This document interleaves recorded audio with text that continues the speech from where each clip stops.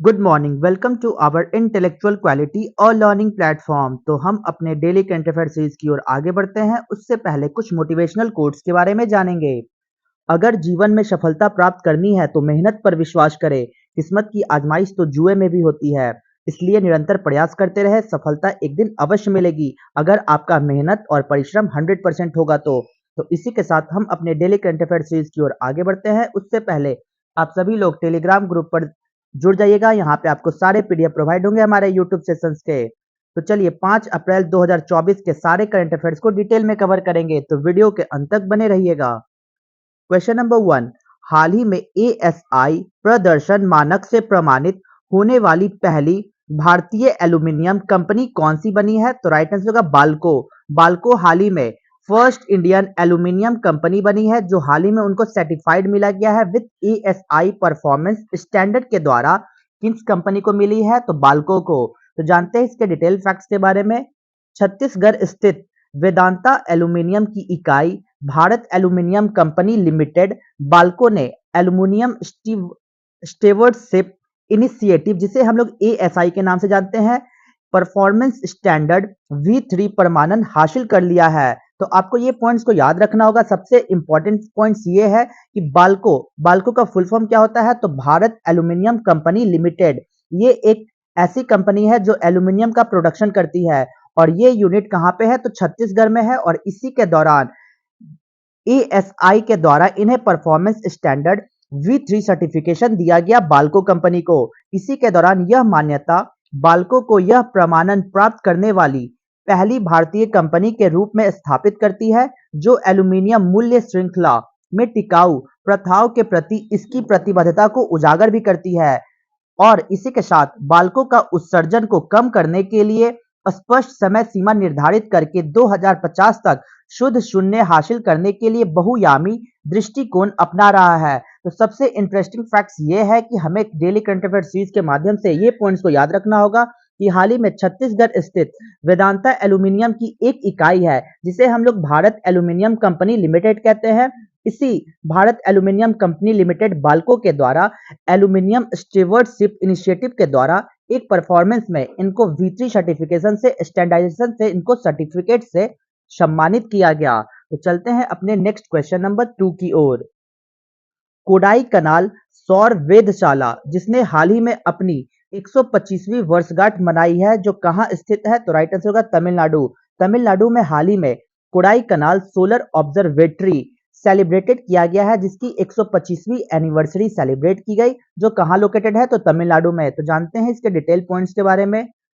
तमिलनाडु में सुरमय पलानी पहाड़ियों के ऊपर स्थित प्रतिष्ठित कोडाई कनाल सौर वेधशाला ने हाल ही में पृथ्वी पर जीवन को बनाए रखने वाले खगोलीय पिंड सूर्य का अध्ययन करने की अपनी 125वीं वर्षगांठ मनाई है। तो यहाँ पे ये पॉइंट्स को याद रखना होगा कि हाल ही में जो तमिलनाडु में लोकेटेड है सबसे ऊपर पहाड़ियों के बीच, वो कौन सा नाम है उनका? तो कोडाई कनाल सौर वेधशाला लोकेटेड है, जो हाल ही में पृथ्वी से जुड़ी वो सारी जीवन की बनाए रखने वाली खगोलीय पिंड सूर्य का अध्ययन करने के लिए उन्होंने अपनी 125वीं वर्षगांठ मनाई है। और इसी के दौरान 1 अप्रैल 2024 को विज्ञान और प्रौद्योगिकी विभाग के तहत एक स्वायत्त संस्थान भारतीय खगोल भौतिकी संस्थान ने इस ऐतिहासिक वेधशाला की विरासत का सम्मान करने के लिए एक भव्य उत्सव का आयोजन किया। इसी के दौरान 1 अप्रैल 1899 को अंग्रेजों द्वारा स्थापित कोडाई कनाल सौर वेधशाला एक शताब्दी से भी अधिक समय से सौर खगोल भौतिकी में अभूतपूर्व अनुसंधान का उद्गम स्थल रही है। तो सबसे इंटरेस्टिंग फैक्ट्स ये याद रखना है कि इसके हिस्टोरिकल बैकग्राउंड की ओर लेकर कि कोडाई कोनाल सोलर ऑब्जर्वेटरी, सबसे पहला पॉइंट ये होगा कि कोडाई कोनाल सोलर ऑब्जर्वेटरी कहाँ पे लोकेटेड है? तो तमिलनाडु में लोकेटेड है। आखिर क्या बात था इसमें कि 125वीं एनिवर्सरी ये सेलिब्रेट की? तो कोडाई कोनाल सोलर ऑब्जर्वेटरी का पूरा फोकस था कि हमारे पृथ्वी से जुड़ी वो जितनी भी जीवन को बनाए रखने वाली खगोलीय पिंड और सूर्य का अध्ययन करने के लिए इसको बनाया गया था। और इसी के दौरान 125वीं वर्षगांठ एनिवर्सरी साल, जिसको हम लोग सालगिरह के नाम से भी जानते हैं, तो इसको सेलिब्रेट किया गया। और इसके दौरान आपको हिस्टोरिकल बैकग्राउंड ये याद रखना होगा कि कोडाई कोनाल सोलर ऑब्जर्वेटरी को स्टैब्लिश कब किया गया था? तो 1 अप्रैल 1899 को इसको स्टैब्लिश किया गया था बाय ब्रिटिश गवर्नमेंट के द्वारा। तो ये सारे फैक्ट्स को याद रखकर चलना होगा। तो चलते हैं नेक्स्ट क्वेश्चन नंबर 3 की ओर। हाल ही में एक वाहन एक फास्टैग नियम किसने लागू किया है? तो राइट आंसर होगा national highway authority of India के द्वारा हाल ही में इंप्लीमेंट की गई one vehicle one FASTag rule. तो जानते हैं इसके डिटेल फैक्ट्स के बारे में। भारतीय राष्ट्रीय राजमार्ग प्राधिकरण, जिसे हम लोग NHAI के नाम से जानते हैं, national highways authority of India ने एक वाहन एक फास्टैग मानदंड पेश किया, जिसका उद्देश्य कई वाहनों के लिए एक ही फास्टैग के उपयोग को रोकना या कई फास्टैग का लिंक करना है।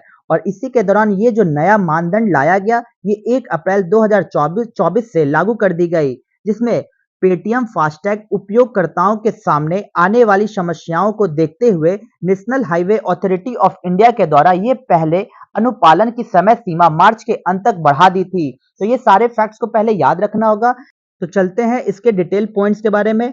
इस कदम के पीछे तर्क एक वाहन एक फास्टैग पहल का उद्देश्य इलेक्ट्रॉनिक टोल संग्रह प्रणाली की दक्षता को बढ़ाना और फास्टैग के दुरुपयोग को हतोत्साहित करके टोल प्लाजा पर सुचारू आवाजाही सुनिश्चित करना है। इसी के दौरान फास्टैग भारत में नेशनल हाईवे अथॉरिटी इंडिया द्वारा संचालित एक इलेक्ट्रॉनिक्स टोल संग्रह प्रणाली है, जो लिंक किए गए प्रीपेड या बचत खाते से सीधे टोल भुगतान करने के लिए रेडियो फ्रीक्वेंसी आइडेंटिफिकेशन तकनीक का उपयोग करता है। जैसा कि मैंने आपको जस्ट ही बताया कि ये रेडियो फ्रीक्वेंसी आइडेंटिफिकेशन पे वर्क करती है। जब हम लोग टोल टैक्स को क्रॉस करते हैं तो वहां पे डायरेक्ट टोल पेमेंट के माध्यम से हमारा अकाउंट से डेबिट हो जाता है और हम लोग आसानी से वहां से क्रॉस कर सकते हैं बिना टाइम को वेस्ट किए हुए। तो ये तकनीकी को लाया गया और सबसे इंपॉर्टेंट पॉइंट्स को ये याद रखना होगा कि national highway authority of India के द्वारा हाल ही में वन व्हीकल वन फास्टैग को लाया गया।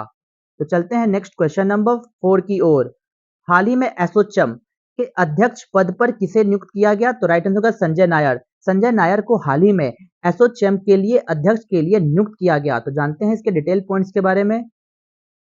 शोरिन इन्वेस्टमेंट फंड के अध्यक्ष संजय नायर ने 2024-25 के लिए उद्योग निकाय एसोचैम के अध्यक्ष के रूप में पदभार संभाला है। नायर ने स्पाइस जेट के अध्यक्ष और प्रबंध निदेशक अजय सिंह का स्थान लिया। Sanjay Nair US India strategic partnership forum के बोर्ड सदस्य भी हैं। तो यहाँ पे आपको बहुत सारे इंटरेस्टिंग फैक्ट्स को याद रखकर चलनी होगी कि हाल ही में संजय नायर को एज अ प्रेसिडेंट के पद पर नियुक्त किया गया है। वो कौन से विभाग के लिए? तो एक उद्योग निकाय है जिसका नाम है एसोचैम। एसोचैम के अध्यक्ष के रूप में ये इन्होंने पदभार को संभाला है। और इसके दौरान आपको ये भी पॉइंट्स को याद रखना होगा कि संजय नायर जी यूएस इंडिया के स्ट्रेटेजिक पार्टनरशिप फोरम के बोर्ड के सदस्य भी है। ये एसोचैम नई दिल्ली में इनकी मुख्यालय है, जिसमें स्थित एक गैर सरकारी व्यापार संघ और वकालत समूह है। यह भारत के सबसे बड़े व्यापार संघों में एक है। एसोचैम की स्थापना वर्ष 1920 में भारतीय उद्योग के लिए मूल्य सृजन हेतु की गई थी। एसोचैम के पूरे भारत में 200 से अधिक चैम्बर और व्यापार संघ है और इसके 4,50,000 से अधिक सदस्य हैं। तो सबसे पहला आपको ये पॉइंट्स को याद रखना होगा कि हाल ही में संजय नायर को प्रेसिडेंट के पद के लिए चुना गया फॉर एसोचैम। 2024-25 के लिए इनको एसोचैम के प्रेसिडेंट के रूप में नियुक्त किया गया। और इसके साथ आपको ये भी पॉइंट्स याद रखना होगा कि एसोचैम का हेडक्वार्टर कहाँ पे है? तो नई दिल्ली में इसका हेडक्वार्टर है। इसकी स्थापना वर्ष कब है? तो 1920 में इसकी स्थापना वर्ष है। और पूरे भारत में 200 से अधिक चैम्बर और व्यापार संघ शामिल है। इसके 4,50,000 से भी अधिक सदस्य हैं। तो ये सारे फैक्ट्स को याद रखकर चलना होगा। तो चलते हैं अपने नेक्स्ट क्वेश्चन नंबर 5 की ओर। हाल ही में किस राज्य के माताबाड़ी पेरा प्रसाद और रिगनाई पचरा टेक्सटाइल को जीआई टैग मिला है? तो राइट आंसर होगा त्रिपुरा। त्रिपुरा को हाल ही में त्रिपुरा स्टेट के हाल ही में माताबाड़ी पेरा प्रसाद और रिगनाई पचरा टेक्सटाइल को जीआई टैग मिला है। तो जानते हैं इसके डिटेल पॉइंट्स के बारे में। त्रिपुरा के 2 पारंपरिक उत्पादों को हाल ही में प्रतिष्ठित भौगोलिक संकेत जीआई टैग मिला। और ये जो उत्पाद है जिसका नाम है माताबाड़ी पेरा प्रसाद और रिगनाई पचरा टेक्सटाइल, इसके साथ त्रिपुरा के पास अब टोटल 4 जीआई टैग संरक्षित उत्पाद हो चुके हैं। तो सबसे इंटरेस्टिंग फैक्ट्स ये याद रखनी होगी कि हाल ही में त्रिपुरा के 2 पारंपरिक उत्पादों को जीआई टैग से सम्मानित किया गया। उसमें से क्या नाम है? तो पहले का नाम है माताबाड़ी पेरा प्रसाद और दूसरे का नाम है रिगनाई पचरा टेक्सटाइल्स। इसको हाल ही में जीआई टैग से सम्मानित किया गया और इसी के दौरान त्रिपुरा में अब टोटल 4 जीआई प्रोटेक्टेड प्रोडक्ट हो चुके हैं। तो जानते हैं माताबाड़ी पेरा प्रसाद जो कि त्रिपुरा के प्रसिद्ध त्रिपुरेश्वरी मंदिर का एक मीठा प्रसाद है। दूध और चीनी से बना यह व्यंजन अपने विशिष्ट स्वाद और गहरी जड़ें जमा चुकी है। सांस्कृतिक परंपराओं के लिए ये बहुत ही प्रसिद्ध है। तो आपको ये पॉइंट्स को याद रखना होगा कि जो मातावाड़ी पेड़ा प्रसाद है वो त्रिपुरा के प्रसिद्ध त्रिपुरेश्वरी मंदिर का एक मीठा प्रसाद है और इसी को संरक्षित करने के लिए हाल ही में जीआई टैग दिया गया त्रिपुरा स्टेट के दो प्रोडक्ट को। एक प्रोडक्ट्स का क्या नाम है? मातावाड़ी पेड़ा प्रसाद, और दूसरे का नाम है रिग्नाई पचरा टेक्सटाइल्स। तो नेक्स्ट क्वेश्चन नंबर 6 की ओर। विश्व बैंक के अनुसार वर्ष 2024 में भारत की अर्थव्यवस्था की विकास दर क्या होगी? तो राइट आंसर हो जाएगा 7.5%। तो according to the World Bank के रिपोर्ट के अकॉर्डिंग ये ग्रोथ रेट बनाया गया कि हमारे जो इंडिया का इकोनॉमी है वो 2024 के लिए 7.5% का अनुमान लगाया गया। तो जानते हैं इसके डिटेल पॉइंट्स के बारे में। विश्व बैंक ने अपने दक्षिण एशिया विकास अपडेट में कहा कि 2024 में भारतीय अर्थव्यवस्था 7.5% की दर से बढ़ने का अनुमान लगाया है और इसी अवधि के लिए अपने पहल के अनुमानों को संशोधित कर 1.2% तक कर दिया गया। और इसी के दौरान विश्व बैंक ने यह भी कहा कि भारत में आर्थिक गतिविधियों में 2023 की चौथी तिमाही में आश्चर्यजनक वृद्धि देखी गई, जो एक साल पहले की तुलना में 8.4% से अधिक है। तो सबसे इंपॉर्टेंट पॉइंट्स को ये याद रखना होगा कि हाल ही में वर्ल्ड बैंक के द्वारा हमारे भारतीय इकोनॉमी को प्रोजेक्ट किया गया कि इसकी इकोनॉमिक रेट कितनी होगी। तो राइट आंसर हो जाएगा 7.5%। तो ये पॉइंट्स को आपको याद रखना होगा कि वर्ल्ड बैंक के द्वारा हाल ही में इंडियन इकोनॉमी को प्रोजेक्टेड किया गया एज अ 7.5% के रूप में। तो चलते हैं नेक्स्ट इसके डिटेल पॉइंट्स के बारे में कि आखिर किस तरीके से इसको लाया गया। तो बैंकों ने कहा कि भारत में जो क्षेत्र की अर्थव्यवस्था का बड़ा हिस्सा होता है, जिसमें वित्तीय वर्ष 2023-24 में उत्पादन वृद्धि 7.5% तक पहुंचने की उम्मीद देखी जा रही है, जो माध्यम अवधि में 6.6% पर लौटने से पहले सेवाओं और उद्योग में मजबूत गतिविधियों से प्रेरित हो चुकी है। उनका कहना यह भी था और इसी के अनुसार जो रिपोर्ट लाया गया वो भारत में मुद्रास्फीति, जिसे हम लोग इन्फ्लेशन कह सकते हैं, 2023 के मध्य में वृद्धि के बाद से भारतीय रिजर्व बैंक के 2.6% लक्ष्य सीमा के भीतर बनी हुई है और नीति दर फरवरी 2023 से अपरिवर्तित बनी हुई है। खाद्य पदार्थों की महंगाई दर में मामूली बढ़ोतरी देखी गई। इसी के दौरान ये जो सकल घरेलू उत्पाद के हिस्सों के रूप में फॉरेन डायरेक्ट इन्वेस्टमेंट में 2023 में गिरावट देखी गई, लेकिन वित्त वर्ष 2023-24 के लिए विदेशी पोर्टफोलियो निवेश प्रवाह में वृद्धि ने जनवरी 2024 तक विदेशी भंडार में 8% की वृद्धि में योगदान दिया। तो ये सारे फैक्ट्स को याद रखकर चलना होगा। तो सबसे इंपॉर्टेंट पॉइंट्स ये है कि हाल ही में वर्ल्ड बैंक के द्वारा ये प्रोजेक्टेड किया गया कि भारतीय अर्थव्यवस्था 7.5% तक अनुमान लगाया गया 2023-24 के फाइनेंशियल ईयर के लिए। तो चलते हैं नेक्स्ट क्वेश्चन नंबर 7 की ओर। हाल ही में किसने प्लाज्मा तापमान को 48 सेकंड तक 100 मिलियन डिग्री बनाए रखने का नया विश्व रिकॉर्ड बनाया है? तो राइट आंसर का साउथ कोरिया। साउथ कोरिया के दौरान हाल ही में एक बहुत ही आश्चर्यजनक वाली कार्य की है। उन्होंने 48 सेकंड तक 100 मिलियन डिग्री वाले टेम्परेचर को कंट्रोल करने के लिए एक तैयार किया है, जो पूरी तरीके से हमारे एटॉमिक एनर्जी को कंट्रोल करने के लिए बनाया गया, जो साउथ कोरिया के द्वारा बनाया गया। पूरे विश्व का रिकॉर्ड बनाया गया जिसमें 48 सेकंड के लिए 100 मिलियन डिग्री तक किसी भी प्लाज्मा तापमान को रोकने के लिए बनाया गया। तो जानते हैं इसके डिटेल पॉइंट्स के बारे में। दक्षिण कोरियाई वैज्ञानिकों ने परमाणु संलयन प्रौद्योगिकी ने एक अभूतपूर्व माइलस्टोन को अचीव किया और जिसने लंबे समय तक 100 मिलियन डिग्री सेल्सियस के प्लाज्मा तापमान को बनाए रखकर एक नया विश्व रिकॉर्ड बनाया। इसी के दौरान कोरियाई इंस्टीट्यूट ऑफ फ्यूजन एनर्जी में के स्टार रिसर्च सेंटर के निदेशक सीवी यून के अनुसार उच्च तापमान और उच्च घनत्व वाला प्लाज्मा को बनाए रखना, जहां दीर्घकालिक संलयन प्रतिक्रिया हो सकती है, भविष्य के परमाणु संलयन की सफलता के लिए महत्वपूर्ण है। तो और भी इसके पॉइंट्स के बारे में जानते हैं कि किस तरीके से साउथ कोरिया ने एटॉमिक फ्यूजन कर 48 सेकंड के लिए 100 मिलियन डिग्री तक वाले टेम्परेचर को कंट्रोल किया। तो जानते हैं इसके और भी डिटेल पॉइंट्स के बारे में। केएफई द्वारा कहा गया ये जो आर्टिफिशियल सूर्य है, सन है, करार दिए गए के स्टार डिवाइस ने दिसंबर 2023 और फरवरी 2024 के बीच किए गए परीक्षणों के दौरान 48 सेकंड के लिए 100 मिलियन डिग्री के प्लाज्मा तापमान को बनाए रखकर यह नवीनतम रिकॉर्ड हासिल किया और इस उपलब्धि ने 30 सेकंड के पिछले रिकॉर्ड को पीछे छोड़ दिया साल 2021 में। तो आपको ये भी इंटरेस्टिंग पॉइंट्स को याद रखना होगा कि हाल ही में 2021 में 30 सेकंड के लिए रिकॉर्ड बनाया था और पूरी तरीके से साउथ कोरिया के वैज्ञानिकों ने 48 सेकंड का रिकॉर्ड बनाकर जिसमें 100 मिलियन डिग्री के प्लाज्मा तापमान को कंट्रोल करने की क्षमता बनाई और इसी के दौरान वर्ल्ड में अपना रिकॉर्ड बनाया। इस प्रक्रिया में संशोधन जिसमें डाइवर्टर नामक घटकों में कार्बन के स्थान पर टंगस्टन का प्रतिस्थापन शामिल है, जो संलयन प्रतिक्रिया से गर्मी और अशुद्धियों को हटाते हैं, प्लाज्मा अवस्था की अवधि बढ़ाने में ये सहायक करते थे।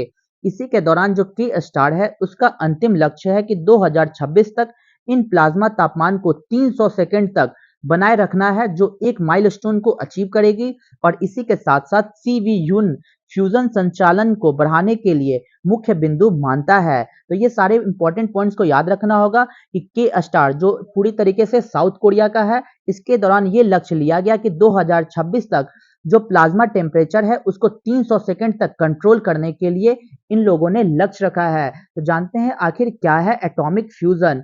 तो यह उन प्रक्रियाओं की नकल करता है जो सूर्य और अन्य तारों को शक्ति प्रदान करती है, जिसमें भारी मात्रा में ऊर्जा जारी करने के लिए दो परमाणुओं का एक साथ जोड़ना होता है।